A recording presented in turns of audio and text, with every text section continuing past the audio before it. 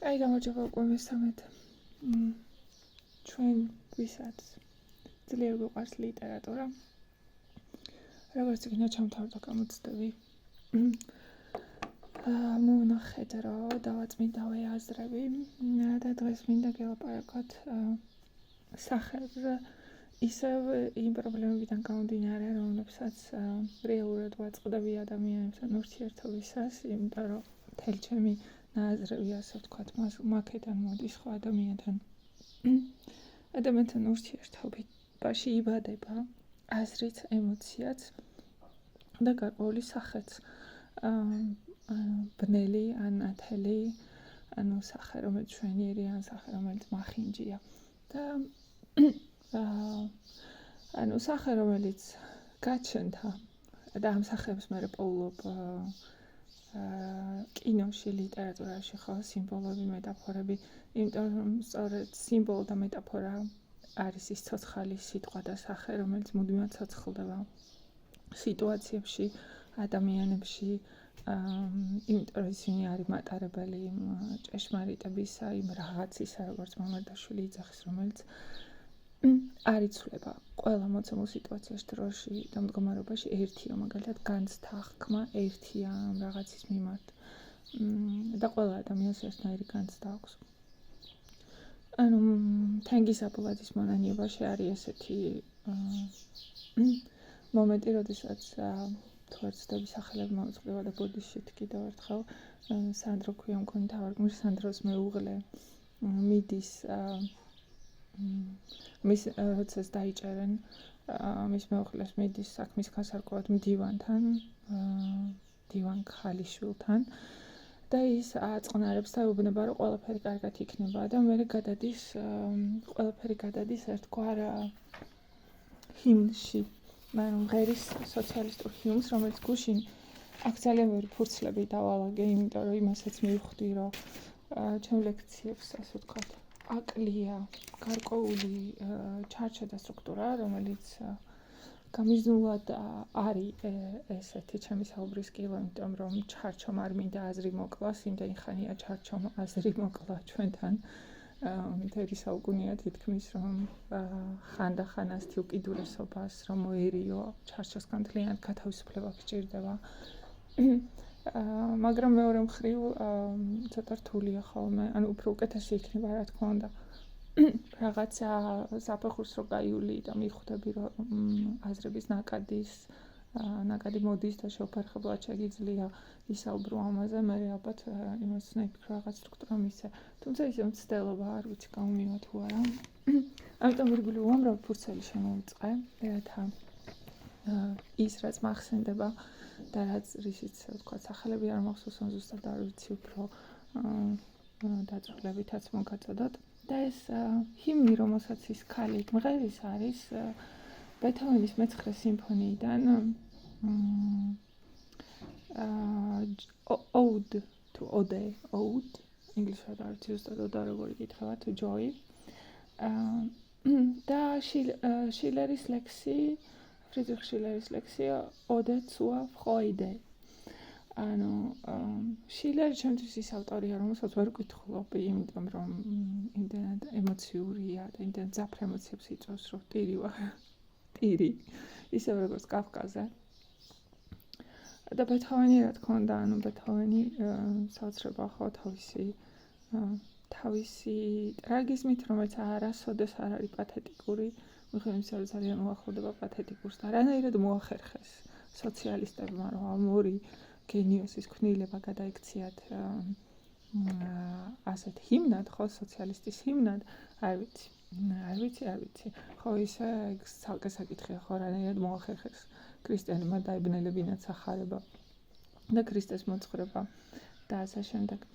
ანუ რასაც თვითონ სცენა, ხო, იწყება საუბრით, დიალოგით და მერე გრძელდება ამ ქალის ეგზალტირებულ სახეს გაჩვენებს კამერა ახლოს და აღარ მახსოვს ღერის თვითონაც და გაისმის ეს ჰიმნი სოციალიზმისა, ხო? რომელსაც გერმანულად ღერის.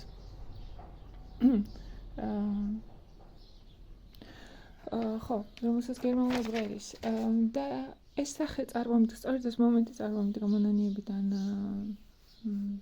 ვიგრძენი იგივე, რასაც ამ სცენის დროს, ყურების დროს გრძნობ. როცა სრულიად ახალგაზრდა 17 წლის ბიჭმა, ასე ვთქვათ, Facebook-ზე, სადაც გვერდის შევქმენი მცირე ენების, იმიტომ რომ მე წავათუში ვარ და ბაცავი, ასე ვთქვათ, ხო? და ბაცბების ისტორია, ენა და კულტურა პრაქტიკულად სერიოზულ სტიგმატიზაციას განიცდის, ცოტა უცუდი ქართულია სტიგმატიზაციას განიცდის, მაგრამ ერთი მხრივ ჩაღმართუშებისგან გამუდმებული ომია ეს და თავდასხმა, რომ თქვენ ქართველები არ ხართ ქისტები ხართ და მეორე მხრივ სხვათა შორის ამ ბოლო დროს ტენდენცია შეიმჩნევა ქისტებისგან და ქისტები გვეუბნებიან, რომ განსაკუთრებით ჩვენ ახალგაზრდა გოგოებს ეუბნებიან, რომ იცით, თქვენ ქართველები არ ხართ ქისტები ხართ, გუშინ მიწერა ზუსტად ჩემო სწავლეს ერთ-ერთმა ჩეჩენმა, როგორ მწყდება გული, როცა ბაცავი გოგო იძახის, რომ ქართველია. შეიძლება ასე ზედაპირულად თქვა, რომ ეს ყველაფერი სასცილოა, მაგრამ სიღრმეში ძალიან დიდი პრობლემაა ადამიანებისა და ამ შემთხვევაში პრობლემაა ჩემი მოსწავლეებისა, იმიტომ რომ მე იმდენად მიმაქვს რაღაც გულთან და იმდენად მესმის და იმდენად ვეხები რეალობას, რამდენადაც მეორე ადამიანს ვეხები პირისპირ საუბრისას, პირისპირ ურთიერთობისას, სადაც ვუსმენ, სადაც ვცდილობ გავიაზრო მისი დამოკიდებულებები ცხოვრებისადმი, ღრმა ურთიერთობა გჭირდება ადამიანთან, რომ საერთოდ რაიმე რეალობას შეეხო და რაიმე სახე დაინახო, ხო? ამის გარეშე შეუძლებელია რომ აღიქვან შენი რეალობა, მეორე ადამიანის რეალობა, არამე გულზე შეგეხოს და გულწრფელი იყო, თავი კი არ მოიტყო, არამედ ნახდი იყო გრძნობებში და მართლა და სინაღდე და გულწრფელობა იმის აუცილებლობა, რომ ჩასწვდე არს, იმიტომ რომ თუ თავს იტყვებ არს ვარ ჩასწვდები.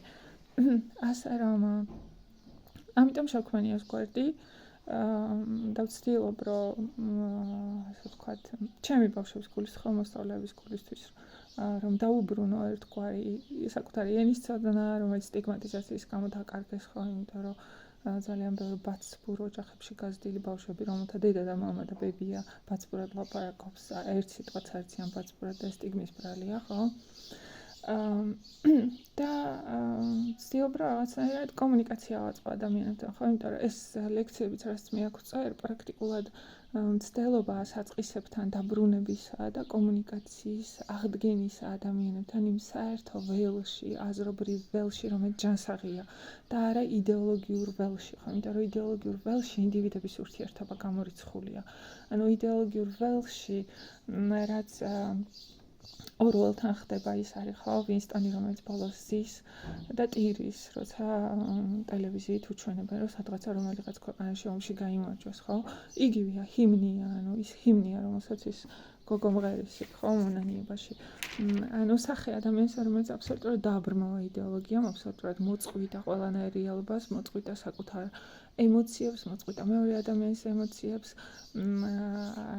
დაუბნელა, ასე ვთქვათ, გონება და ერთადერთი რაც დარჩა ეს არის მუდმივი აღტაცება, მუდმივი სასარკვე და დაახლოებით იგივე რაც კოკაინზე დამოკიდებულებისას გჭირს, ხო? Constant high and constant low, როცა კოკაინს იღებ, კოკაინის შემადგენლობა ძალიან გავს რომელიღაც ნეირონის შემადგენლობას და პირდაპირ ბმაში შედის ტვინის უჯრედებიდან და ხუთავს ტვინს, მაგრამ სწორედ მაშინ, როცა ბმაში შედის, ათავისუფლებს უზარმაზარ ენერგიას, ესე ვთქვათ, შენ შესაძლებლობების წვერვალზე ხარ. ხო, მე მგონი ქალბატონმა შენიშნა, რომ მომცარო დიქციას მიხედავ აბსოლუტურად მართალი იყო და მეცდები მივხედავ.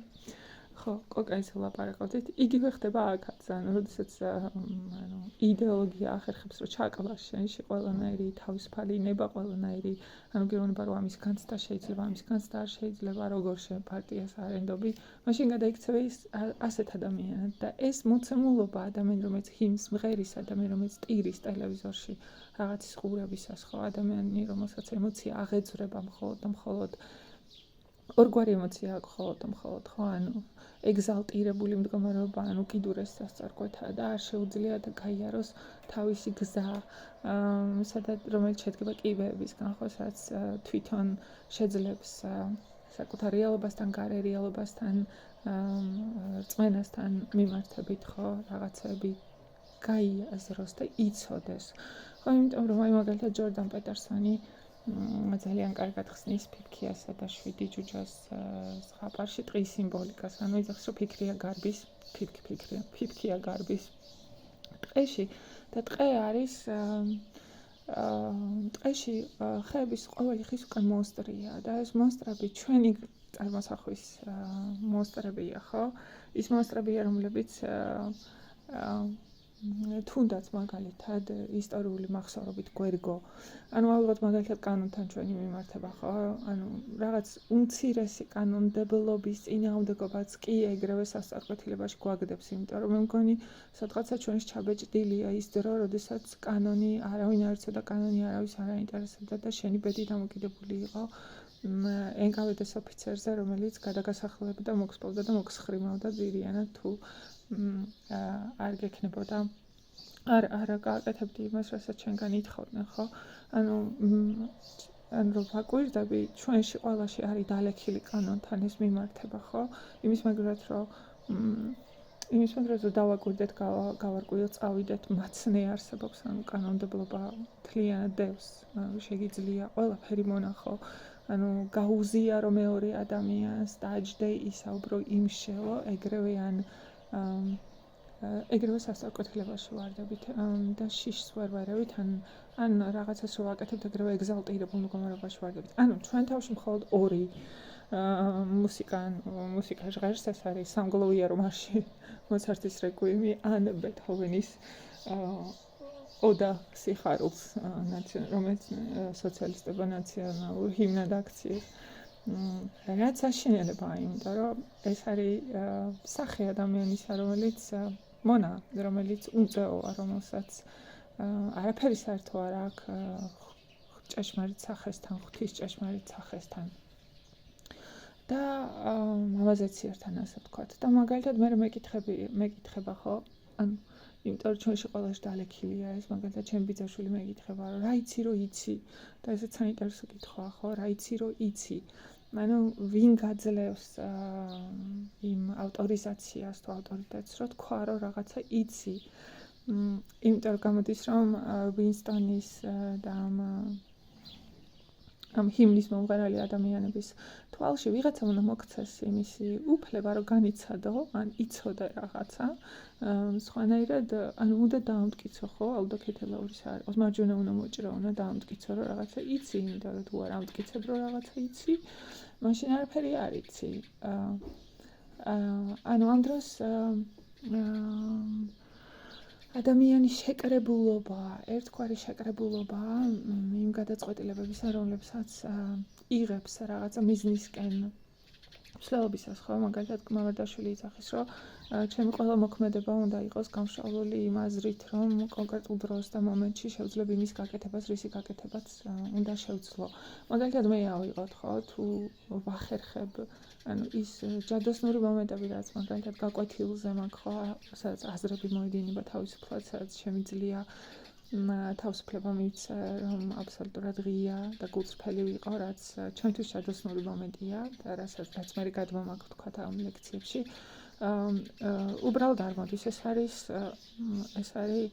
არის მსვლელობა, ერთგვარი მსვლელობა, ხო, ჩემი შინაგანი მსვლელობა ამ მომენტისგან მთელი დღის განმავლობაში, სადაც ყველაფერი რაც მეხება ემოციურად, რაც მაფიქრებს აზრობრივად, მოითხოვს ჩემგან უზარმაზარ ანალიზს და დაკვირვებას, რის გამოც ძალიან ბევრს ვფიქრობ და ეს ფიქრის საშინლად არის მომენტები საშინლად ვღლის და არის მომენტები არის ზღვარი, სადაც უნდა გავჩერდე და ვერ ჩერდები და მე ვთქვათ საშუალებებს ვეძებ როგორ გავჩერდე, იმიტომ რომ ვიცი რომ ამ ზღვრის მერე ფიქრი არაპროდუქტიულია, ხო, ვერაფერს ახალს ვერ მოიფიქრებ და სვენება გჭირდება, რომ ამ ზღვრის მერე ემოციური გადაღლილობა და გამოფიტვა, რომელიც წონასწორობას და გაკარგვინებს და კარგს არაფერს მოგიტანს და ასეთი ბალანსით მოვდივარ იმ მომენტამდე, ხო, დგება ის მომენტი, როცა ვთქვათ ლექციონად ჩავწერო, როცა გაკვეთილი დგება, ხო, ერთგვარი მომენტია, სადაც შეკრებილი უნდა ვიყოს, სადაც ჩემი გონება უნდა იყოს,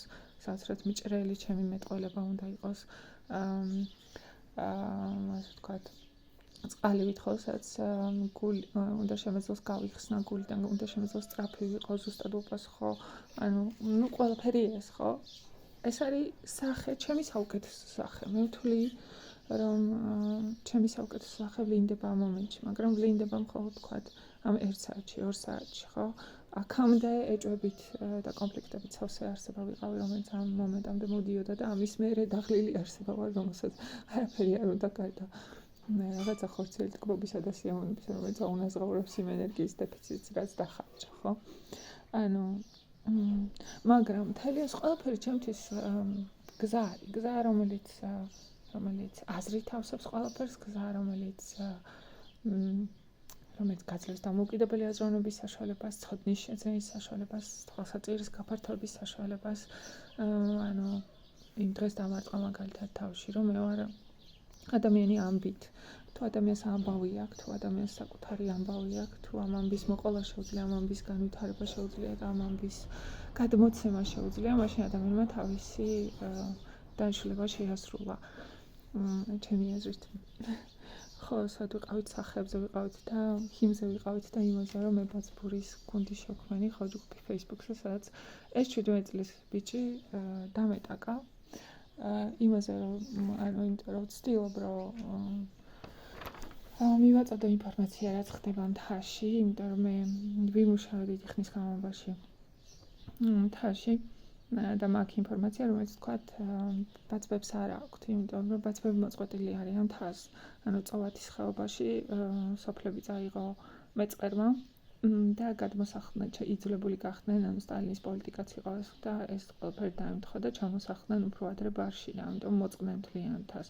ამიტომ ძალიან ბევრი პრობლემაა მთისგან მოწყვეტა, რაც ამ ხასიათს, მთის ჩამოყალიბებულ ხასიათს, გასაქანს არ აძლევს და შემდეგ ეს ყველაფერი ცუდ მიმართულებას იღებს და იზოლაცია და სტიგმატიზაცია, რომელიც არაფერი არ არის, იმიტომ რომ თუ უარს ამბობ საკუთარ ენაზე, თუ უარს ამბობ საკუთარ კულტურაზე, იმიტომ რომ მე მეოთხედი გურული ვარ, მეოთხედი კახელი და ნახევარი ბაცავი, ასე რომ მე არ მქონია, მე ამცდა ეს სტიგმა, გათავისებული სტიგმა არ მაქვს, ზოგადად არც ერთ სტიგმა გათავისებული არ მაქვს, ვებრძვი მუდმივად სტიგმებს. ეხლა გადავფიქრდი ამაზე, ჩემი მოსწავლეების წყალობით ხო, როცა ვუყურე გაკვეთილზე რა ხდება და როგორ დამოკიდებულება რეალურად და ეხლა ვსწავლობ ბაცბურს და საოცარია, რამდენად საინტერესო ენაა და რამდენი უცხოელი ენათმეცნიერი ჩამოდის. ჰავაის ინსტიტუტსაც კი აქვს ბაცბურის ლექციები ჩაწერილი, ჩამოდიან სოფელში, ვინც ჯერ კიდევ ლაპარაკობს ამ ენაზე, იღებენ ვიდეოებს და დებენ ხელმისაწვდომია ეს ვიდეოები. ამ დროს ადგილობრივმა საზოგადოებამ არის ეს ყველაფერი, ძალიან მცირე ნაწილმა იცის, რომელთანაც ჩამოდიან და ვინც აწერინებს, მაგრამ თქვათ ახალგაზრდებმა არ იციან ეს, ხო? ამიტომ თქვათ ის სასაცილო, ერთი შეხედვით სასაცილო აგიტაცია, ხო, ქისტების და ჩეჩნების მხრიდან მუშაობს გოგოებზე, ისინი, იმიტომ რომ არ იციან თავიანთი ენა, არ იციან თავიანთი ისტორია, იმიტომ რომ საზოგადოებაში აღარ ლაპარაკობენ ამაზე და ენაზეც აღარ ლაპარაკობენ.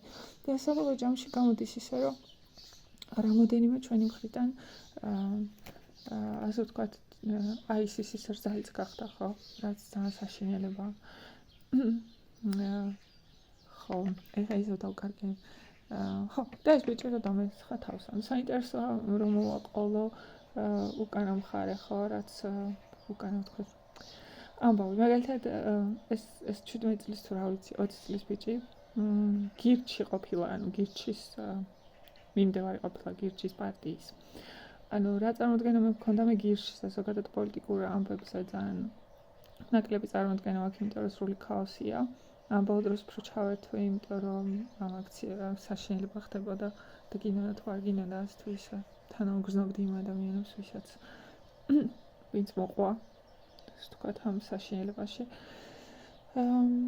და ანუ გირჩსა ვიძახდი ესე არჩევნებზე მაინც მიდიხარ ხო, იმიტომ რომ გეუბნებიან, ვიღაც გეუბნება რომ ანუ შენი ხმას თუ არაფერში იყენებ, მოდი შენი ხმა მომეცი. ეშმაკი. ხო და ამიტომ მივდიოდი რომ ჩემი ხმა დამიფიქსირებინა, ვიძახდი რომ თქვა გირჩი ყველა პარტია იტყუება, ყველა პარტია კორუმპირებულია, ყველა პარტია გიჟია, მაგრამ გირჩის უპირატესობა ისაა რომ ღიად გიჟია.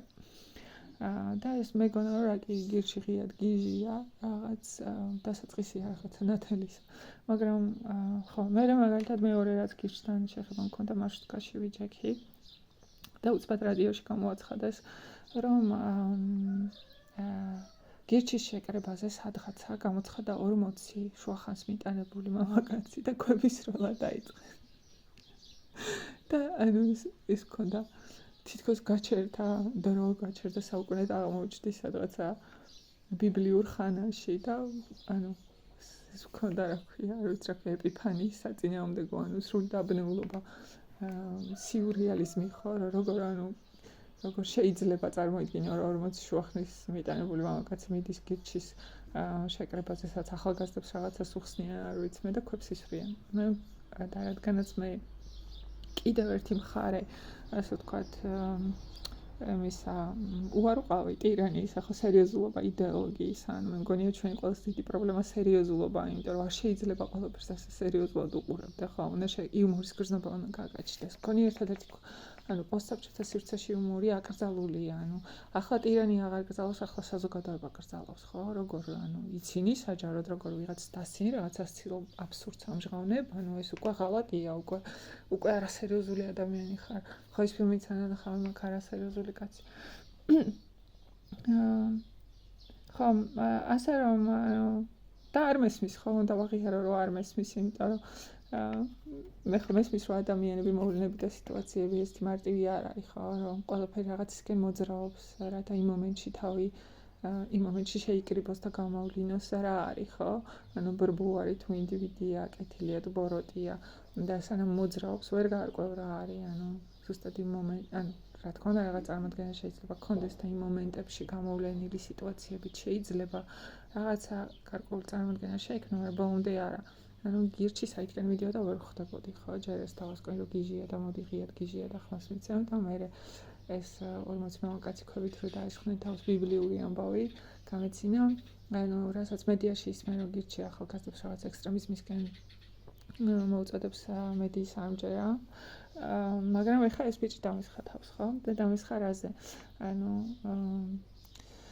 პირიქითის ხეობაში, ანუ თუშეთში დიდი ის არის, თქვა ტურისტული აღმშენებლობა და ასევე გაჩაღებული მშენებლობა, იმიტომ რომ ადამიანების უმრავლესობა აშენებს სასტუმროებს, შემოსავლის ძირითადი წყარო ხდება. და სასტუმროების შენობა იქ ადვილი არ არის, ამიტომ ეძებენ იელ და ადვილ გზებს და ამით უხვევენ არქიტექტურის თუშური არქიტექტურის წესებს და ამახინჯებენ ამ არქიტექტურას და ნუგზარი დოიცის სტატია იყო, სადაც ამაზე საუბრობდა, რომელიც სხვათა შორის არ წამიკითხავს თავიდან ბოლომდე, იმიტომ რომ იქ მუშაობდი ნუგზართან, პირადი ურთიერთობა მქონდა, ვიცი ყველაფერი და სტატიას არ გადავხედე და დარწმუნებული ვარ ნუგზარში ჩამოყალიბებული მქონდა ყველაფერი და ბოლოში ეწერა ადგილობრივების გასაგონად, რომ ტურიზმისთვისაც ცუდი არის. და ეს 17 წლის ბავშვი მესხმის თავს აპოლიტიკურ ჯგუფში, სადაც ვცდილობთ რომ რაღაცა ღირსება დაუბრუნოთ 17-18 წლის ბავშვებს და გავაგებინოთ საიდან მოდიან, რომ ეს ბაცავები ქისტები არ არიან, რომ ბაცავები საქართველოს სახელმწიფო შემადგენლობაში შედიოდნენ, რომ თავიანთი ენა და კულტურა შეინარჩუნეს, რაც დიდი პლუსია, ხო, რომ საქართველოს სახელმწიფო პირობას იცავდნენ და უზარმაზარი წვლილი აქვს შეტანილი ყველაფერში და არ შეიძლება ეს 24 საათი ადამიანს აძახო ის, რაც არ არის და გააშავო ისტორია და ეძახო, რომ ქისტი ხარ, ხო, და მე ანუ იმიტომ რომ თაობებს შორის ბმა არ არის, კომუნიკაცია არ არის, იმიტომ რომ სტიგმა წყვეტს ყველაფერს, მე 17-18 წლის ბავშვები დარჩნენ ჰაერში და აღარ იცოდნენ რა ქნა, ხო, ეს არის ბოროტება და საშინელება. ხო, და მესხმის თავს ამ ყველაფრით შთაგონებული ვაკეთებ იმას და მესხმის თავს და მეუბნება ეს რაღაცას, რომ საწყალ ხალხს რას უშვებიან, ანუ რას თხოვენ, კატაწადი იქნები. ცოტა ღობილიანი დღე რა ჩემ კატას ცივა, როგორც ანუ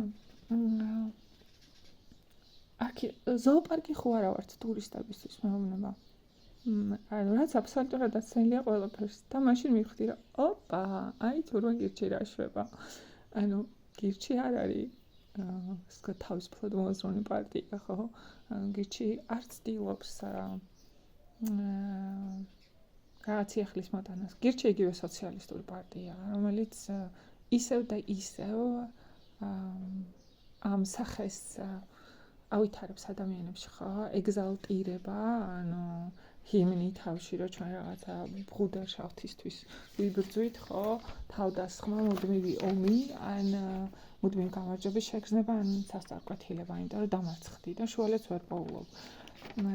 მე შევეცადე რომ მე ჩემი გულუბრყვილობით შევეცადე რომ შემეხსენები ნამსჯელობის საფუძვლები პრინციპები რომლებიც არც ერთ სკოლაში ქართულ სკოლაში არ ისწავლება ბოლოს ხო შეიძლება შოპენჰაუერი თარგმნოს ვიღაცამ და დაუდოს ბავშვებს და ელემენტარული საწყისი ასწავლონ ხო მისა და არ იყოს ეს ასე ვთქვათ სახელმძღვანელოების ფრიალი რომ ვისი სახელმძღვანელო გაიმარჯვებს და ვინ გავა სკოლაში და ვინ გააკეთებს ფულს ანუ ისო ბავშვების მომავალი ეწირება ყველაფერს და ასევე ჩამოვწერე პუნქტები ხო და მივუთითე იმაზე რომ რაღაც ისულელეს ამბობდა და ის უთხრა რომ არ მინდა ბოსბაში ხირთმა კამათი რაზეც მიპასუხა რომ არის რაღაც აზრი ამაში დავფიქრდები და გიპასუხებთ და ანუ მე ვაძლევ პრინციპებს საფუძვლებს ეს ჩემი აზრი არ არის ანუ იმისთვის რომ საერთოდ რაღაცაზე ვილაპარაკოთ ერთ რეალობას უნდა ვეხებოდეთ ერთ კულტურულ რეალობას უნდა ვეხებოდეთ ერთ აზრობრივ პრინციპებს უნდა მივიდევდეთ გათავისებული უნდა გქონდეს ხო დამოუკიდებლად გათავისებული უნდა გქონდეს ანუ და გვინდოდეს გათავისება და უნდა ვეკითხებოდეთ ადამიანებს და ვცდილობდეთ ვსწავლობდეთ ხო სხვა ადამიანებისგან იმიტომ რომ ადამიანი კიდევ როგორც მამარდაშვილი იძახის არის ის აბსოლუტური წერტილი სამყაროში რომელიც არ შეიძლება იცოდე თუ არ გაიარე იგივე გზები თუ არ შეეხე იგივე აზრებს თუ არ გაიარე იგივე თუ არ გაიზიარე მისი ბედი ხო რომელიც ამ ადამიანმა გაიარა მხოლოდ ამის შემდეგ შეიძლება თქვა რომ იცნობ ადამიანს და ჩვენი განვითარების აზრობრივი და სულიერი განვითარების მარადიული ასე ვთქვათ სწრაფვა ეს წერტილებია ხო როცა აღმოაჩენ ადამიანს ინდივიდს რომელიც არის აბსოლუტური მოვლენა აბსოლუტურ სიმით აძახის რომ ეს არ არის ანუ აზრობრივი სამყარო არ არის დუალისტური ხო არ შედგება ბნელისგან და ნათელისგან არის მარადიულად მერყევი აზრობრივ ემოციური ან გონი და გული ერთმანეთთან გაერთიანებული ქმნის იმ აბსოლუტების სამყაროს სადაც რწმენაა მთავარი ხო ხონთ რწმენა რა თქმა უნდა მთელი ყველაფრის შეკრებულობით და არა ბრმა რწმენა ფუნდამენტალიზმი ხო ანუ სახეებზე ვლაპარაკობდი ხო და საერთოდ დავიწყე იქიდან რომ ხო ახლა რას უშავებს ეს ყველაფერი ჩვენს ახალგაზრდობას მაგალითად არის ესეთი ავტორი რომელიც ჩემო მოსწავლე მომიტანა ერეკლე ბეჟუაშვილი რომელმაც 13 წლის უნდა დაწერა წიგნი და ჩემი მოსწავლე რომელიც სადღაცა რამდენიმე წლის წინ სწავლობდა ჩემთან ქართულს წერს რომ ანუ მოსწავლეებს ხვდები ხოლმე მაგრამ ურთიერთობები არ გრძელდება და ერთხელ მოსწავლეს შეხვდი მარშტკაში თუ შევხვდით მაშინ კარგად საუბრობთ ხოლმე ხო და მაშინ თქვი ეს აზრი რომ ალბათ ესეც უნდა ხდებოდეს ხო რომ მოსწავლე უნდა მიდიოდეს და მას ალბათ არანაირი კავშირი არ უნდა ჰქონდეს იმიტომ რომ ის დამოუკიდებელ ცხოვრებას იწყებს და უნდა გათავისუფლდეს თქვათ რაღაც ზეგავლენისგან რომელსაც მაინც ასე თუ ისე ახდენს მასწავლებელი მასე და დაიწყოს დამოუკიდებელი ცხოვრება მაგრამ ის არ დამეთანხმდა და მითხრა რომ არაო ეგრე არ არისო ალბათ შეიძლება მეგობრობის გაგრძელებაო და ახლა რაღაც გარკვეული მას ვეძებთ და რა თქმა უნდა რაც ყველაზე დიდი კავშირი არ შეიძლება გქონდეთ აზრობრივი დისკუსია და გამოგზავნა ამ ბიჭზე ვიდეოები ინტერვიუები და ეს წიგნი დაინტერესა ამან რომ ვინ არის რა არის ესეთი ხო მე რომ ვეძებეთ ეს წიგნი დაძლის ან მე ვერ ვიშოვე და მან იშოვა წაიკითხე და მე მომიტანა და მე რომ წავიკითხე და მე ხა პასუხისგებლობა მაქვს ხო უპირველეს ყოვლისა ჩემი მოსწავლის მიმართ რომ არ მოვატყუო და ვუთხრა ის რაც სინამდვილეშია რომ მე არ მაინტერესებს მედია მე არ მაინტერესებს საზოგადოების აზრი ხო მე არ მაინტერესებს ვირას იცახს მე მაინტერესებს ჩემი მოსწავლე იმიტომ რომ რაც ხდება ნამდვილი, ხდება ჩემსა და მეორე ადამიანს შორის, ხო? ხდება ჩემსა და ჩემ მოსწავლეს შორის. მხოლოდ ასე შეიძლება შევქმნათ რაღაცა რეალური ღირებული, მხოლოდ ასე შეიძლება ვიცოდეთ რაღაცა, მხოლოდ ასე შეიძლება ყველაფრის ცენტრში დაბრუნდეს ინდივიდი, იმიტომ რომ ინდივიდის გარეშე არაფერი არ ხდება, ანუ ინდივიდის გარეშე წყვდებით ყველანაირ რეალობას, არ აქვს შემოქმედებითი უნარები, არ დგება აბსოლუტური წერტილები, არ გროვდება ცოდნა და მე ვართ მუდმივ ეგზალტირებულ მდგომარეობაში, ან ჰიმს ვხერით, ან სასწარკვეთილები ვართ ასაბაძა ვიმალებით გამოქვაბულში და მუდმივად მთავრობას ვთხოვთ, ან ვიღაცას ვთხოვთ ვართ საოცრად უმწევები, განუვითარებლები, ინფანტილურები და მუდმივად ვიღაცას ვთხოვთ რაღაცას. ახლა რა შეეხება ბეჟუაშვილს და მე ძალიან მიყვარს კრიტიკა ილიას კვალდაკვალ, იმიტომ რომ ილიას სტატია ორიოდე სიტყვაში თავად ელის ბაშალბას ძის მიერ შეშლილიდან კოზლოვიდან შეშლის თარგმანზე და არის ჩემი ყველაზე საყვარელი სტატია ქართულ პუბლიცისტიკაში, თუმცა კიდევ ერთხელ რო გითხრათ გადაბულბულებული მაქვს, ანუ ეს მეჯავრება, ეს გადაბულბულება და მე სიტყვების ბრახაბრუხი, ამიტომ პრაქტიკულად არასოდეს არაფრისკენ არ მივდივარ რაღაც წინასწარ შედგენილი გეგმით, იმიტომ რომ 20 წლის ასაკში მივხვდი, რომ გეგმები სრული სისულელეა, რომ რაღაც მომენტში თავისუფალი ცურვა უნდა ისწავლო და წამოსულ ტალღას, რომელიც ნამდვილია, იმიტომ რომ შენი შედგენილი გეგმა, შენი გონებით შედგენილი გეგმა ყოველთვის ცრუ არის, იმიტომ რომ ყოველთვის ჰიმნია ან ტყე არის, რომლის ხეების უკან მონსტრები იმალებიან, ხო? შენივა შექმნილი მონსტრები.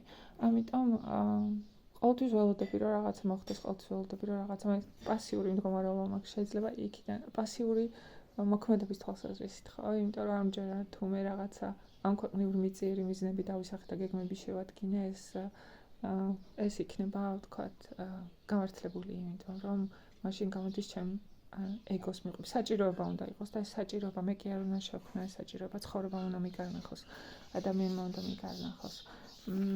ხო, ასე რომ ამიტომ მეჯავრება ყველა ის, ანუ სახე იმ ადამიანისა, ანუ არ მეჯავრება ადამიანი, იმიტომ რომ ადამიანის სახეების ერთობლიობაა, ხო?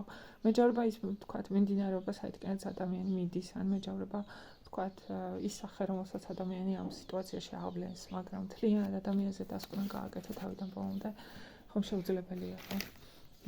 ასე რომ ეს ანუ შარშან მაგალითად მომიწია, რომ უფრო ჩაღრმავებოდი ილიას სხვა სტატიებსაც გავცნობოდი და იქ აღმოაჩინე ძალიან ნათლად და გარკვევით ჩამოყალიბებული ის აზრები, რომელსაც მე ინტუიციით და გამოცდილებით და დაკვირვებით და ბევრი ფიქრით ხვდებოდი.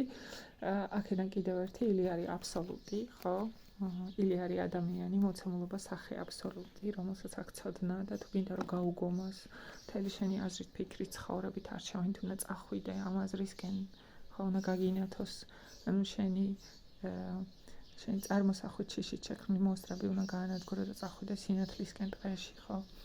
ხო, კიდევ ამ ტყეზე რადიო თეატრში YouTube-ზე დევს მოთხრობა და ჩანაშვილის რომლის სახელიც აღარ მახსოვს, სადაც განამდგარი პოლკოვნიკი ახალგაზრდა ქალიშვილს ქუჩაში ემჩნევს.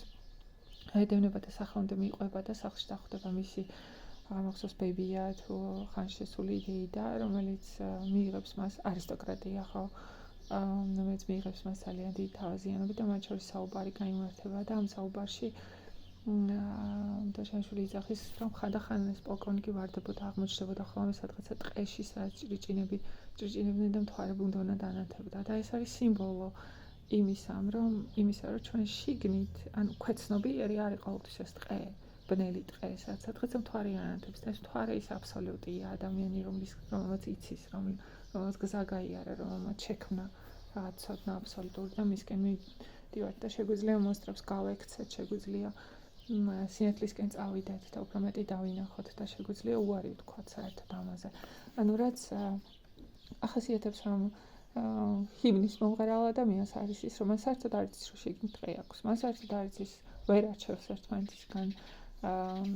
ანუ როდესაც ამ ტყეში მოხდება ისეთ თავზარდაცემულია, რომ ერთადერთი რაც საკეთებს, რომ მონსტრებს კი არ დაესხას თავს, იმ ადამიანს დაესხას თავს, ვინც ამ ტყეში ამოაყოფინა თავი. და ზოგადად მე ასე მომდის ხო ამ ლექციების ჩაწერაც, იმიტომ დავიწყე რომ ანუ შეუძლებელი იყო დიალოგი ჩემს ირგვლივ მყოფ ადამიანებთან, ანუ და უკიდურესად ასე ვთქვათ სტიგმატიზებული, თუმცა მე არ ვითავისებ სტიგმას და ვებრძვი, მაგრამ ეს ბრძოლაც დამღლელია. ხო სადღაც ხვდები რომ აუცილებელია ეს აზრები გამოთქვა თავისუფლად და შიშის გარეშე, იმიტომ რომ სხვანაირად კვდება ეს აზრები შენში, ხო მეორე ადამიანის გარეშე ყველაფერი კვდება და ეს ლექციებიც იყო მცდელობა ამისა, ხო, რომ არ ჩაკვდეს ჩემში აზრი, რომ ხმამაღლა თქვა და გარკვეულ უხილავ აუდიტორიას მიმართო. თუნდაც ჩემი თავი დავაჯერო იმაში, რომ ეს აზრები მთლად ამაო არ არის უბრალოდ შემეძლოს ხმამაღლა გამოთქვა და არავინ თავში არაფერი ჩამკრას, ხო? და თან ჩემ შინაგან ტყეში ვიმოგზაურო, ასე ვთქვათ, და იქნება ვიღაც გამოჩნდეს, ვინც ასევე დაკარგულია თავის ტყეში და მთვარეს ეძებს, ხო? ხო, რა შეეხება ბეჟუაშვილს და ილიას სტატიას ორიოდე სიტყვა თავად ერის თავის. ანუ აქ არის მაგალითად მოიცადეთ სად არის აქ ჩვიდათ მაგალითად მეჩვენეთ გვერდზე გვაქვს აქ სიტუაცია, სადაც ილია მაგალითად იძახის, რომ შეშილს არანაირი კავშირი არ აქვს რეალობასთან. ეს პოემა არის ჩვენი ეომეოსავით, რაღაცა უბრალოდ აღსრულებული, რაღაც ბნელი სიუჟეტი, აქ ისმის რაღაც უიმედო სიყვარულის ტანჯვა, რაღაც უგემური ჩივილი, კუნესა და აუხრა რუსის გოგოსი, როგორც კაზლოვი ამბობს, ტანჯვა და რაღაც ჩივილის გავს იკნაველი. და მე იძახის, რომ ანუ მარტო თვალების ბრიალი ვარნიშნავს, რომ შეშლიაო, ხო, სიტყვა, ქცევა, რეალობასთან კავშირთან, სიტუაციასთან უნდა იყოს, რომ გვაგრძნობინოს რაღაც. და კიდე ეს რაღაც რუსიაო, ხო, იმიტომ რომ ეგეთ რუსს ვერსად ვერ შეხვდებით. ანუ ეს ბეჟუაშვილი აკეთებს, ეს არის უძღვნის ჟიულ ვერნს და პრაქტიკულად მოცილებულია ყველანაირი რეალობას, არანაირი აქ კიდევ სტატია ბეჟუაშვილზე. ხო, ანუ მაგალითად იწყებს ამბავს ასე, ხო?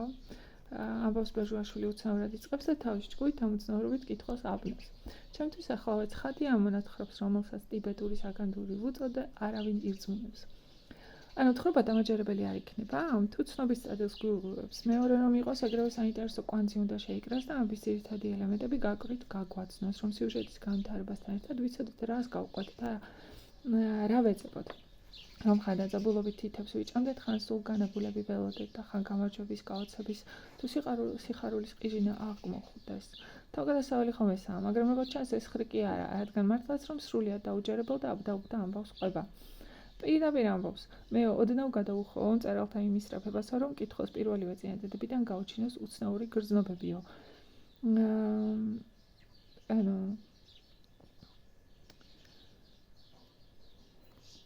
ანუ აშკარად ეს არის, ხო, რომ ადამიანი რაღაც ჰიმნს მღერის და ჰქონია რომ გამარჯვების მწვერვალზეა, ანუ როგორც კი რაღაც აზრი მოვიდა თავში, ეგრევე იფიქრა, რომ რა კი 13 წლის ბავშვს და ირგვლივ ყველამ ასე იფიქრა, ხო, რა კი 13 წლის ბავშვს თავში ასეთი აზრები მოსდის, ამდენი აზრი მოსდის, რაც არ უნდა დაულაგებელი გაურკვეველი რეალობისგან აცილებული იყოს.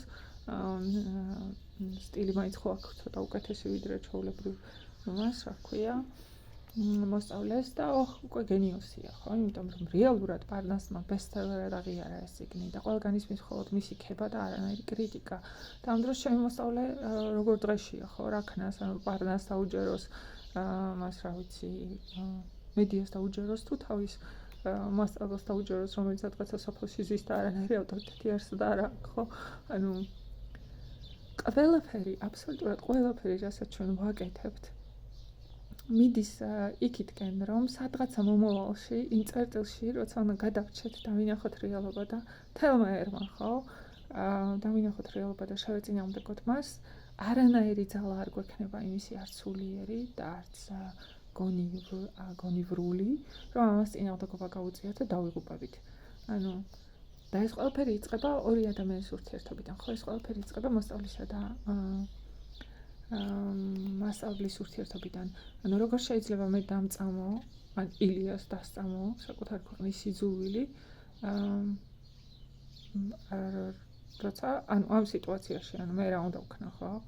როგორ შეიძლება რა თქმა უნდა მე ბეჟუაშვილის ნაცისები ამას იმედი არ ახავენ როდის იპოვიან კარგად ვარ შენიღბული მაგრამ მე რომ მოვკვდები შეიძლება მე იპოვენ მაგრამ თქვა ეს აზრი რომ ცხადად გამოვთქვა ხომ ბეჟუაშვილის ნაცისები გამათავებენ იმიტომ თელავში რომ ვკითხულობდი ამ წიგნს აღმოჩნდა იქ მისი ერთი ნაცისავი ხან შესული ქალბატონი და დიდი აღფრთოვანებით ანუ ეგრევე ჰიმნმა დაუკრა მის თავში მეცადებს ჰიმნით როგორც კი გაიგო რომ ბეჟუაშვილის წიგნს ვაძებდი ეგრევე ჰიმნი გაისმა მის თავში და დაიწყო ესე იგი Freude schöner Gott funken Tochter aus ანუ ის აღარ მახსოვს მოტივი კარგად მაგრამ რაღაცა ეგეთი იყო ხო Elysium, wir betreten voll ertrunken, Tochter aus Elysium.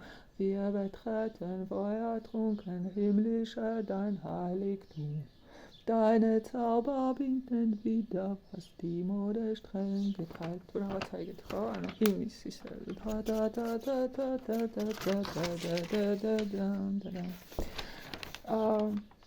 ანუ ეს სახე ადამიანის არ ვაიცავ ჰიმს ფხერის ხომანანიებიდან ვინსტონი ანუ მუდმივად შეიძლება შეგხვდეს ანუ ეს იყო ის ნაცისავი ბეჟუაშვილის რომელიც მე მგონი რატომ დაგაინტერესოთ ერეკლემ და მე ეგ საუბარი გაიმართა ხო რომ მე ვთხარი რომ მეთქი მოსწავლეს აინტერესოთ არაჩვეულებრივი ბავშვია ხო მე არ მაქვს აქ დრო რომ მთელი კრიტიკა წაგიკითხოთ ბეჟუაშვილის ხო მაგრამ თუნდაც მაგალითად დასაწყისში რასაც იძახის და მე ამონარიდები წაგიკითხოთ იმიტომ ჩემოსწავლეს ეს სტატია და უწარე კრიტიკის იმიტომ რომ მეც მსიამოვნებს ეს დიდა და ჩემშიც რაღაცა უფრო ანათებს ეს მთვარე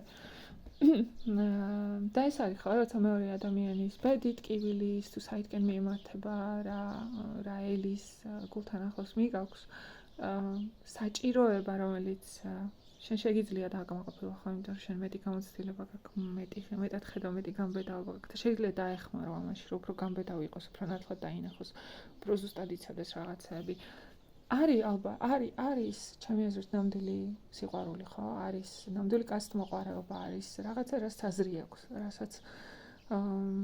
რაც ნამდვილია ნაღდია და რაც მე ძალიან ფართო მასშტაბზე ყველაფერზე მოქმედებს იმიტომ რომ სხვანაირად რო გამეკეთებინა და ანუ დაუმორჩილებული ყავი ზოგად იმას მაშინ შეიძლება იქნებოდა შედარი ჯიულ ვერნის კაპიტან გრანტის შვილების დასაწყის მეტყვი ჯიულ ვერნს ნუ ადარებო კი ბატონო მაშინ თქვენ გენიუსს ნუ ხარ ეძახით მოკლედ კაპიტან გრანტის შვილები ასე იწყება 1864 წლის 26 ივნისს ჩრდილოეთის არხზე სწრაფად მისრიალებდა მშვენიერი იახტა მე თუ მკითხავ დიდებული დაწყება და მიოსამები ვერნის მისწრაფებას უცნაური გრძნობები გაუჩინოს კითხოს პირველივე წინადადებიდან მოძრაობა გრაცია აღტაცება თავგადასავლის და მლაშე წყლის სუნიას ყველაფერი ერთ წინადებაში ბარაქალა მუსია ვერნ ბარაქალა მე იახტის პატრონს გვაცნობს შოტლანდიელი პერი ლორდთა პალატის წევრი და მთელ შეერთებულ სამეფოში ცნობილი ტემზ იახტ კლუბის საპატიო წევრი ლორდი გლენარვანი ასე ამას უთქვის საშუალებას არ გვაძლევს ვერნი და ექსპოზიციაში ყველაფერს ასწრებს გაგვაცნობს თავარი გმირები გლენარვანის მეუღლე ელენე კაპიტანი ჯანკო მაქსიმის ბიძაშვილი მაიორი მაგნაფსი მერე ნადირობის საინტერესო სცენას გვიხატავს და კვანცაც კრავს ნათელთებს ასმოცაში ბოთს პოულობენ რომელშიც ნახევრად წაშლილი წერილია ანუ საინტერესოა რომ ბეჟუაშვილი მარტო ვერნს კი არ უძღვის ამ წიგნს სცენებსაც ესესხება მაგრამ ვინმე რომ არ იცნობს ვერნის ვერსია გადმო ბეჟუაშვილებულია და ღვინოში ისე ბლომა წყალი გაურევია რომ ტირილი მოგინდება ზემოთ სახსნელები ექსპოზიციის სცენა ვერნის რომანიდან მეორდება ბეჟუაშვილის წიგნში თავში მარჯვე და მოხერხებული სტილი ხასიათები რეალობასთან კავშირი ბეჟუაშვილს არ გააჩნია ყველაფერი ვერნის ვენჭომი ბაძოა როგორც ილია იძახის რუსიაო ესეც მისი ინგლისელების რაღაც ინგლისელები არიან არსად არ მინახავს კამერდინერი ამდენს ლაპარაკობდეს და სიტყვა ძუნწილորդები ასე უშლიდნენ გულს თავიანთ კამერდინერებს არც ისეთი კაპიტანი მინახავს გემბაზე რომ ვერ ამოდის სავარაუდოდ ზღვის ავადმყოფობის გამო და არც ისეთი მეზღვაურები ასე რომ ეტლიკინებიან კაპიტანს როგორც მივხვდი, მთავარი გმირი ჯონ ნაფსია, რომელიც ბუნდოვნად მიემსგავსება პაგანელს კაპიტან გრანტის შვილებიდან, მაგრამ არ იზიარებს არც ერთ მის ღირსებას. სად პაგანელის გულუბრყვილობა და ენთუზიაზმი, დაბნელობა, რომელიც მუდამ სასაცილო ფათერაკებში ხვევს და ღრმად სოდნასთან ერთად საოცარი თავმდაბლობა და სად ჯონათან ნაფსის უადგილო მონოლოგები და გაუგებარი ამბარტავნება. თუმცა ავტორი კი გვეუბნება, მე დიდებული კაცია, მაგრამ დაჯერება გვიჭირს. ისე იქცევა ჯერ ხომ თავის კამერდინერი იოზეფი გამატვინა ლაპარაკით, მერე მეზღვაურები შეაყენა, მაგრამ ბოლოს ვეშაპის ხელას ვიგენი ერთი დარტყმით მოკლა და ყველა ცოტა გამოისყიდა. ამ ზიგენზე ნადირობა აბსოლუტურად დაცნელია ყველაფერს, ანუ კომიკური სიტუაცია. იქ კაპიტანი ამოდის კემპანს და იძახის საშინლად მიხსნელად გრძნულ თავსო და ეს მუმია თუ კაპიტანი არ ვიცი, იმიტომ რომ მუმიამ რო თქვას კიდე მიხსნელად გრძნულ თავსო დავიჯერებ, მაგრამ კაპიტანი და ანუ მეზღვაურები გაგებაში არიან, სად არიან და ეგ კიდე ძალიან სასაცილო მომენტია. მერე ფარჯებიანი მეზღვაურები მაგნაფს ეკითხებიან, რატომღაც საით წავიდნენ ქაშაყები თუ ზვიგენები. საით წავიდნენ ბოხი და შემაწრწუნებელი ხმით დასჭექა მან ბუნების მეტყველს ყოველგვარი მისამების გარეშე. იქით ბატონო მოჩვენებითი შეშინებით მიუგო ნაფსმა, თან გულში ნატრავდა, ნეტა მალე გამეცალოს ესავყიაო. ანუ მოკეთ დავჯერო გულად ნაფს ხმის შეეშინდა, ან თავს რატო იშიშიანებს, ან რა აუყიაო, ხო? ანუ შედარებები არის აბსოლუტურად კატასტროფულად კომიკური, ანუ შეიძლება სიცილით გასკდე. ანუ აქ ფიზიკოსის სიზუსტით ესროლაოს ვიგენსო და მათემატიკური სიზუსტე კი გამიგია, მაგრამ ფიზიკოსის სიზუსტე რა არის, არ ვიცი. ბოროტი თევზიას ვიგენიო, იძახს მე ენციკლოპედიიდან მაქვს ვიგენის თელი და სახასიათება და გვიყვება რაში გამოვიყენებთ და მე იძახის რომ არც ბოროტია თუ დავიჭერეთ და ჩვენ მოვკალითო, მაგრამ ბოროტია თუ იმან მოვკლაო. აქ ცოტა რაღაც აბა ვიგენს კითხეთ. და მერე კიდე ისო რა ქვია თან გვარწმუნებს რომ თქვენ შეიძლება არ დაიჯეროთ ეს რომ ნადირობდნენ ხო რა ორტონიანი ზვიგენი ნავს გამოაბა და მერე ზვიგერი აფართხალდა და ბარჯი ინერციით წავიდა და ფარფლის მაგივრად თავს ჩაერჭო. ანუ და ბოლოში ნაფსმა ესეც სასწაული გმირობა რომ ჩაიდინა ყველამ მოეწონა და ნაფს ყველა მეგობრულად წაუთაქუნა უწევს. ჩვენც ყველა მკითხველი დიდი სიამოვნებით წაგითაქუნებდით ავტორო. ოღონდ ეს თაქუნი ალბათ უცროს სიმტრის კაპუნი იქნებოდა და ფლომაც კიპურთებს კი არ ეტყამდი. იმიტომ რომ შენისთან ბაღს მართლაც კიპურთი თუ გამოაფხიზლებს. ანუ მერე აქვს, ანუ სიუჟეტი არ აქვს, სცენები არ არის რეალურია, დიალოგები უპადრუკი. ვერც თავს გაუგება, ვერც ბოლოს. შეგიძლია ნებისმიერ გვერდზე გადაშალო და მარგალიტები აკრიფო და იცინო, მაგალითად გამძვინვარებული ჩინელები კალიები შემოიჭრნენ გამოქვაბულში ჰარისონის სახელით და აქეთ იქით ცროლა ატეხეს. მე გამძვინვარებული კალია არ ვინახავთ, თქვენ თუ გინახავთ გამძვინვარებული კალია. ერთადერთი National Geographic-ს ქონდა ჭიანჭველები ძალიან ახლო ხედით და დაბეჭილი სურათები იყო გადაღებული და მგონი სათაურიც ეგეთი ქონდა რაღაც, იმიტომ რომ წერებს თუ ძალიან ანუ ასე ვთქვათ მაკრო სურათებს გადაუღებთ, რაღაცა შემხეცებს ყვანან და შეიძლება მაქედან თუ არ ვიცი დაფიქრდა რომ მაგრამ ისიც შეიძლება ამტკიცო რომ რაიცა და რაღაცა სწავლს ამტკიცებ და X და Y ქრომოსომაზე ვიღაცა აღარ მახსოვს. ანუ ესე იგი უნდა ვთქვა რომ ჩემი მოსწავლე ყოფილა ყველაზე კეთილი ადამიანი დედამიწის ზურგზე, მთელი წიგნი წაიკითხა და სათუთად გახაზა ფანქრით ადგილები, სადაც რაღაც აზრი იპოვა, სულ რამდენიმე სტრიქონი მთელ წიგნში და ისიც ბეჟუაშვილის ტვინის ნაჟური არაა. სხვა წიგნებში ამოკითხული სიბრძნეებია უცბად გარკვეული. ხო, მოკლედ მე ვერ ვიტყვი შიშის გამო ვერ მომატყუებ ჩემ მოსწავლეს, იმიტომ რომ მე მგონია რომ ამ შემთხვევაში ჩემი მოსწავლის ურთიერთობა გაცილებით უფრო მნიშვნელოვანია ვიდრე სახელმწიფო მედია, ბეჟუაშვილის ნათესაობა და ასე შემდეგ. იმიტომ რომ ორ ადამიანს შორის იბადება ჭეშმარიტება, იმიტომ რომ ინდივიდი ეს არის. ხო, რომ რაც ვიცი. არ მჭირდება მე მედიის ასე ვთქვათ, დასწრული მაგალითად. ანუ აქ არის კიდე მაგალითები, სადაც გვხვდებიან ადამიანები, რომელთაც თავში ჰიმნი აქვთ, ხო, მაგალითად ერთხელ საღამოს ცეცხლთან, ჭიქაღვინოზე, ჩემს ბიძაშვილთან ვიღაც ბიჭთან საუბარი, რომელიც იცახდა, რომ მე შავ-თეთრ კინოს ვუყურებ, დანარჩენები ფერად ფილმში არიან და მე შავ-თეთრ კინოს ვუყურებ. რითიც ამტკიცებდა იგივეს, რასაც ლაბორანტი ამბობს ვასიკოსთან ხო, რომ მე სამყაროს უყურებ ყველაფრის ობიექტურად აღმოჩნდელი ობიექტივით და ვასიკო ეუბნება, რომ ადამიანს წარმოსახვა აცოცხლებს ხო, რომ თუ ადამიანს წარმოსახვის უნარი მოუსპე ტვინი იკუდება, ბაყაყის ტვინი პირიქით მაშინ იკუდება თუ ძალიან ბევრს წარმოისახავს და ადამიანის ტვინი მაშინ იკუდება თუ წარმოსახვა არ აქვს. და ეუბნება, რომ აბა თვალები დახუჭეთ. არ არსებობს წამი, რაც რამეს არ წარმოიდგენ. ანუ ჩვენ ხო ჩვენი წარმოდგენებით ვხედავთ სამყაროს ხო? ობიექტური რეალობა როგორც ესეთი არ არსებობს. ანუ იმიტომ რომ ყველა ადამიანი თავის სუბიექტურ ჭრილში ატარებს აბსოლუტურად ყველაფერს წარმოდგენ. და რაც უფრო ახლოს არის რეალობასთან ეს წარმოდგენები, რაც უფრო სწოდება არს, მით უფრო ახლოს ხარ ჭეშმარიტებასთან. იმიტომ რომ ჭეშმარიტება ობიექტური რეალობა არ არის. ჭეშმარიტება ამ ყველაფრის თანხვედრა და ერთიანობა, რომელსაც გაცილებით უფრო მაღალი მიზნები აქვს, ვიდრე გადარჩენა, ხო? ხო.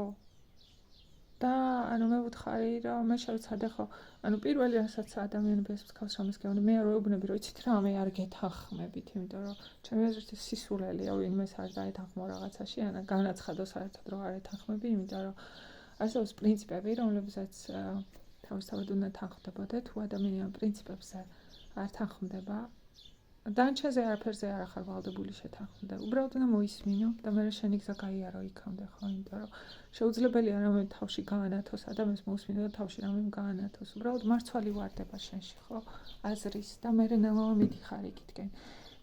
ამიტომ, მაგრამ ჩვენთან საერთო პრინციპები არ არსებობს, ხო, ჩვენთან ეს პრინციპებზე მუდმივი დავა. ამიტომ როცა ადამიანი გააჩნია ხო ადამიანსაც და სიტუაციასაც და განწყობასაც, როცა ადამიანი რაღაც ესეც გეუბნება, ცდილობ რომ მოსინჯო ნიადაგი, რომ იქნებ პრინციპები, რა პრინციპებია კარგად გაარკვიო, ხო?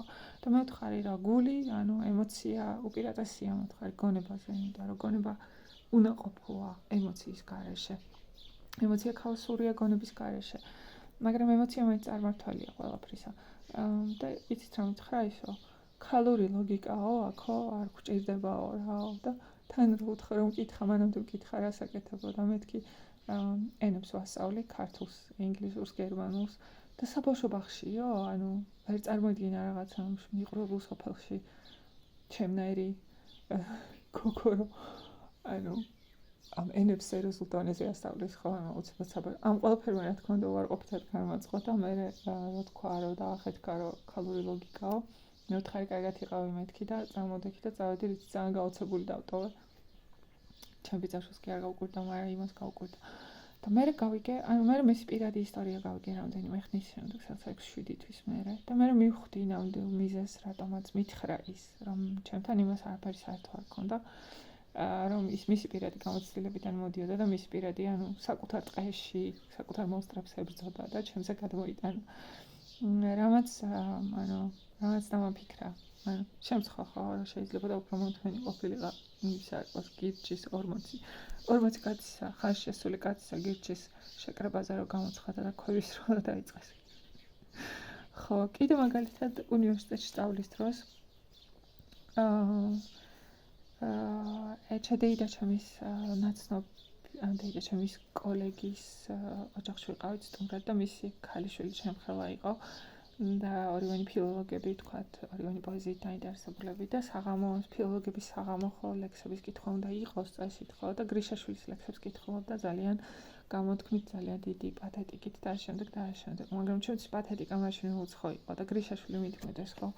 იმიტომ რომ აი აქ ამოვიწერე ლექსები შეადარეთ გრიშაშვილის აშპაშხანისკენ მაგალითად და ტიციანის მეარღნები და პოეტები. ანუ პოეზიას პათეტიკური წაკითხვა არ ჭირდება. ანუ პოეზია უნდა დაგადუმოს, ანუ პოეზიას როცა კითხულობ ჰაერში რაღაცა სხვა უნდა აიწიოს ხო, საერთო გაგება, რაღაც საერთო განცდა, ანუ ჰაერი უნდა ირხეოდეს სხვანაირად ხო. ჰაერი უნდა გახდეს ლურჯი აბრეშუმი. მაგრამ იმას სხვანაირად ესმოდა, იმიტომ რომ იმის თავში ეს ჰიმნია. ხო, აი ეს ჰიმნია.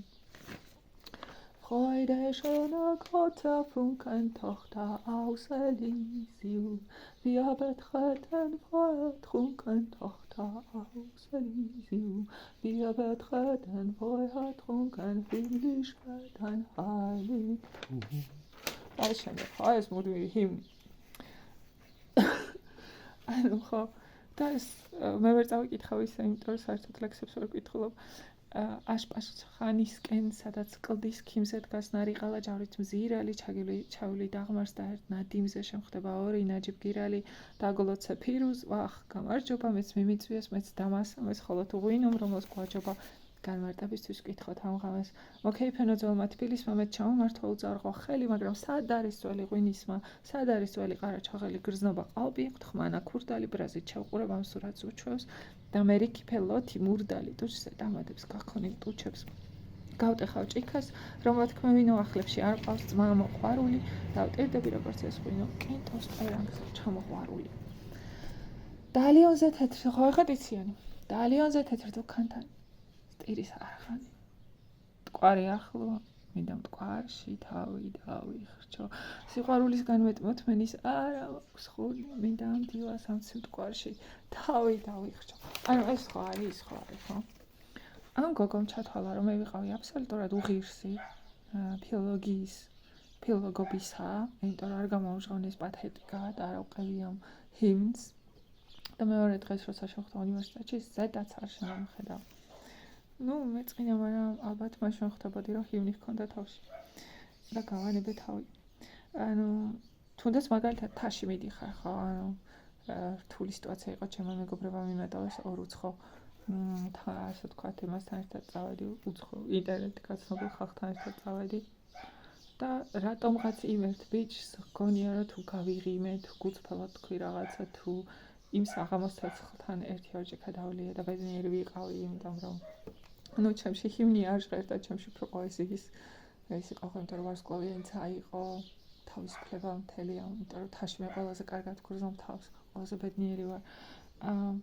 რატომღაც ჩათვალა, რომ ეგრევე მის თავში ქორწინების ჰიმნი აზგერდა, თუ რა ვიცი, რომელი ქორწინების. ეგ უკვე მენდელსონის მარშია, ხო?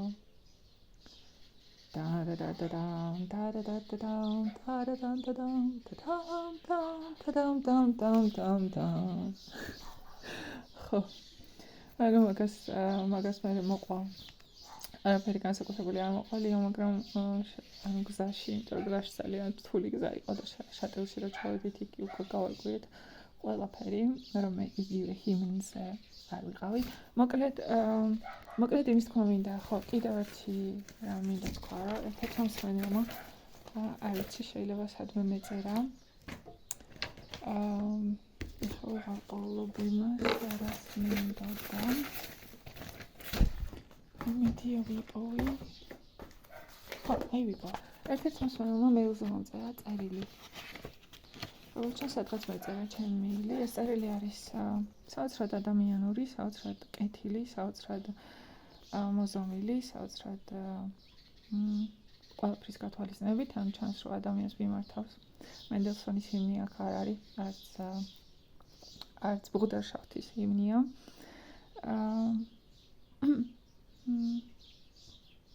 და მინდა მადლობა ვუთხრა ამ წერილისთვის, მაგრამ იმიტომ რომ მე ნამდვილად არ ვიცი, ჩემთვის ძალიან რთულია ამ ფორმატში ასე ადამიანებთან ურთიერთობა, იმიტომ რომ როგორც ვთქვი, აქ ჩემი ნამდვილი სახე არ ჩანს, ხო? აქ ის უკეთესი სახეა ჩემი, რომელსაც მე ვქმნი, რომლისკენაც მივდივარ და რომელიც მე ამ ვთქვათ, ჯადოსნურ ერთ საათში ან ჩემთვის ჯადოსნურ და როგორც ჩანს ამ მკითხველისთვისაც არის შეგინით რაღაც ლაღი და გონებისთვის და იმისთვის კარგი, როგორც თვითონ წერს. მაგრამ ეს საუკეთესო სახეა ჩემი, დანარჩენი მე ერთი დიდი ქავსი ვარ, ასე ვთქვათ. უამრავი სხვადასხვა სახისა და არ ვიცი კომუნიკაციის სხვა სახეები გარდა იმისა, რასაც ცხოვრება მოიტანს, გარდა იმისა, რაც შემიძლია, რომ ჩემი შეკრებულობით შევქმნა, ხო, რაღაც იდეით შთაგონებულმა და მეორე ადამიანთან შთაგონებულმა. ამიტომ ბოდიში და პასუხს ვერ დაუბრუნებ, მაგრამ დიდი მადლობა წერილისთვის. და მინდა იცოდეს, რომ მისმა წერილმა დღე უფრო გაანათა, კარგია ამის მოსმენა, რომ ჩემი სიტყვები უაზროდ არ მიდის სადღაცა. ხო, სულ ეგ იყო დღეისთვის მგონი. მე მგონი იმედია ცოტა უფრო დავაგებულად ვილაპარაკე. ხო, კიდევ ერთი სახეა. მაგრამ მე მგონი უკვე რაღაცა ლოგიკურად ამოვწურე სათქმელი და თუ რამე მექნება კიდე ჯობია მეორე ვიდეო ჩავწერო, ასე რომ დროებით კარგად ვწანდებოდეთ და ბედნიერ ზაფხულს გისურვებთ.